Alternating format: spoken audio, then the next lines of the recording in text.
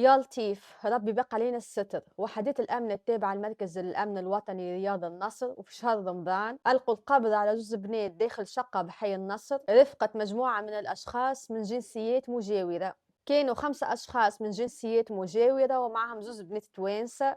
كانوا بصدد ممارسة باش يقول فمي. ال5 أشخاص هذوما اعترفوا اللي هما جابوا زوز بنات هذوما بمقابل مادي لتقديم هذه الخدمة، وقالوا اللي هما تعرفوا عليهم عبر مواقع التواصل الاجتماعي، وكريو دار من عند مواطن اللي تم القبض عليه زادة، وتويكا هما الكلهم رهن الإيقاف. كلمة واحدة باش نقولها بالحق، حسبي الله ونعم الوكيل فيكم، خاطركم طيحتونا لقدرنا ورخصتونا. ونشكر رجال الامن على المجهود الجبار. وكيما تعرفوا حبيت نذكركم في نهايه الفيديو، للاسف الصفحه نتاعي مازالت تعرض لحمله كبيره نتاع سينيالات. بالحق مانيش عارفه الحكايه هذه وقتاش باش توقف، بالحق ربي يستر والصفحه نتاعي ما تسكرش على قريب.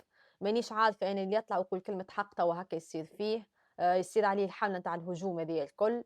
فنتمنى بربي تعاونوني بلايك وكومنت وشير وبارتاجيو الفيديو هذايا مع أصحابكم وأحبابكم، واللي مش عامل لي فولو ما تنساش تعمل لي فولو، هذايا فضلا وليس أمرا. فماش من الصفحة نتاعي ترجع كما قبل، ونشكركم برشا على دعمكم ليا، وصحة شريبتكم.